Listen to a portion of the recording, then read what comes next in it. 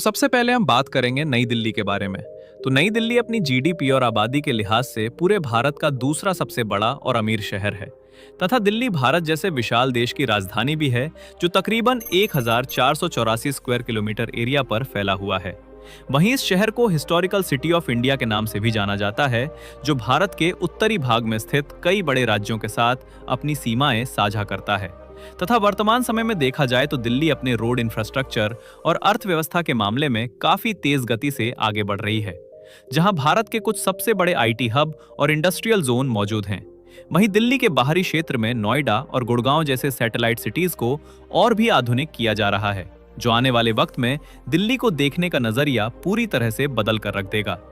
अगर हम दिल्ली शहर के न्यूमेरिकल डेटा की बात करें तो 2011 की जनगणना के आधार पर दिल्ली शहर की कुल आबादी तकरीबन 2.5 करोड़ लोगों की थी। वहीं दिल्ली शहर की करंट लिटरेसी रेट 86.21% की है, और यदि हम धार्मिक आधार पर देखें तो इस शहर में 81% हिंदू, 13% मुसलमानों, 4.4% जैन और थोड़े बहुत यहाँ पर अन्य समुदाय के लोग भी पाए जाते हैं। और आइए अब बात करते हैं दिल्ली के जीडीपी के बारे में। तो जीडीपी के लिहाज से दिल्ली पूरे भारत का दूसरा सबसे बड़ा फाइनेंशियल और कमर्शियल हब है तथा इस शहर की मेजर इकोनॉमी में सबसे ज्यादा योगदान यहाँ के आईटी, बैंकिंग और इंडस्ट्रियल सेक्टर्स का है।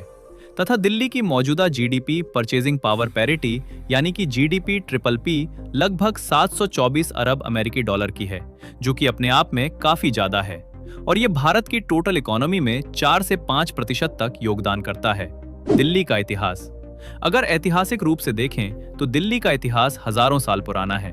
माना जाता है कि महाभारत काल में इसे इंद्रप्रस्थ के नाम से जाना जाता था, जहां पांडवों ने अपना राज स्थापित किया था। समय के साथ साथ ये शहर कई नामों और कई सल्तनतों का गवाह बना तथा दिल्ली की शान कहे जाने वाले कुतुब मीनार, लाल किला, हुमायूं का मकबरा जैसे ऐतिहासिक स्मारक आज भी इसकी समृद्ध विरासत की कहानी कहते हैं। और आइए दोस्तों बात करते हैं काठमांडू शहर के बारे में। तो काठमांडू अपने शानदार मंदिरों और यहाँ की बढ़ती आबादी के लिहाज से पूरे नेपाल का सबसे बड़ा और सबसे समृद्ध शहर माना जाता है तथा काठमांडू नेपाल जैसे पहाड़ी और सांस्कृतिक रूप से विविध देश की राजधानी भी है, जो लगभग 50.67 वर्ग किलोमीटर एरिया में फैला हुआ है। वहीं इस शहर को कल्चरल कैपिटल ऑफ नेपाल के नाम से भी जाना जाता है, जो नेपाल के मध्य भाग में स्थित बागमती प्रदेश के खूबसूरत काठमांडू वैली में स्थित है। तथा वर्तमान समय में देखा जाए तो काठमांडू शहर भी अपने बुनियादी ढांचे और अर्थव्यवस्था के मामले में तेजी से आगे बढ़ रहा है, जहां नेपाल के सबसे बड़े सरकारी कार्यालय, आईटी कंपनियां और धार्मिक केंद्र मौजूद हैं।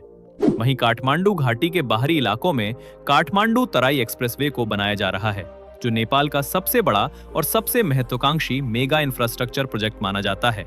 यह आने वाले समय में काठमांडू की किस्मत बदल सकता है।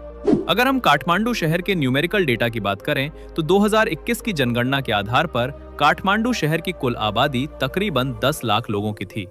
वहीं काठमांडू शहर की करंट लिटरेसी रेट लगभग 86% है, और यदि हम धार्मिक आधार पर देखें तो इस शहर में लगभग 81% हिंदू, 9% बौद्ध, 4% मुस्लिम और थोड़े बहुत अन्य समुदाय के लोग भी पाए जाते हैं। और आइए अब बात करते हैं काठमांडू के जीडीपी के बारे में। तो जीडीपी के लिहाज से काठमांडू पूरे नेपाल का सबसे बड़ा फाइनेंशियल और कमर्शियल हब है तथा इस शहर की मेजर इकोनॉमी में सबसे ज्यादा योगदान यहाँ के टूरिज्म, ट्रेड और सर्विस सेक्टर्स का है। तथा काठमांडू की मौजूदा जीडीपी परचेजिंग पावर पैरिटी यानी कि जीडीपी ट्रिपल पी लगभग 135 अरब अमेरिकी डॉलर के आसपास मानी जाती है, जो पूरे देश में सबसे अधिक है, और ये नेपाल की टोटल इकोनॉमी में लगभग 30 से 35% तक का योगदान करती है।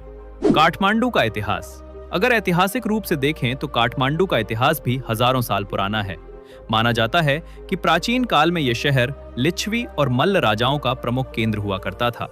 समय के साथ साथ ये शहर कई राजवंशों और सांस्कृतिक परिवर्तनों का गवाह बना तथा काठमांडू की पहचान कही जाने वाले पशुपतिनाथ मंदिर, स्वयंभूनाथ स्तूप, बौद्धनाथ स्तूप और दरबार स्क्वायर जैसे ऐतिहासिक स्थल आज भी इसकी समृद्ध विरासत की कहानी कहते हैं। तो दोस्तों ये थी एक छोटा सा कंपैरिजन वीडियो। बाकी आप लोग कमेंट में सही सही बताओ कि आप इनमें से किस शहर को कितनी रेटिंग देना चाहते हैं और क्यों। धन्यवाद।